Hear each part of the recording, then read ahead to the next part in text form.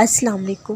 اللہ نے آپ کے لیے جو لکھا ہے وہ آپ کا ہی ہے، آپ کو جلدی کرنے کی ضرورت نہیں ہے، بس صبر کرو۔ جب اللہ آپ کے ساتھ ہے تو آپ کا سب کچھ ہو سکتا ہے۔ اپنی دعاؤں کی قبولیت کو لے کر پریشان ہونا چھوڑ دو۔ کیوں آتے ہیں وسوسے اتنے دل میں؟ کیوں تم اتنی الجھنوں کا شکار ہو؟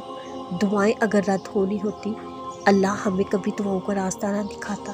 یاد رکھو، اللہ کی جانب سے دکھایا ہوا ہر راستہ ہمیشہ خوبصورت منزل تک جاتا ہے۔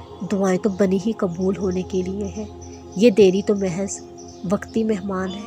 ہر چیز کا ایک وقت مقرر ہے۔ تمہاری دعاؤں کی قبولیت کا وقت ابھی آنا ہے۔ ابھی تمہیں وہ بھی ملنا ہے جسے پا کر تمہارے دل نے مطمئن ہونا جانا ہے۔ کیوں پریشان ہوتے ہو؟ جو تمہارا ہے وہ تمہیں مل جائے گا یا پھر دل سے اتر جائے گا۔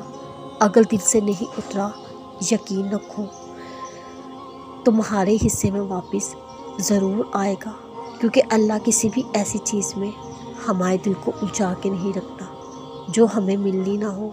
اگر اتنی آزمائشوں کے بعد بھی تمہاری زبان ایک ہی دعا کا ورد کرتی ہے تو جان لو وقت طویل ہو سکتا ہے پر نتیجہ تمہارے حق میں آئے گا۔ اللہ پر یقین رکھو، سب ٹھیک ہو جائے گا انشاءاللہ۔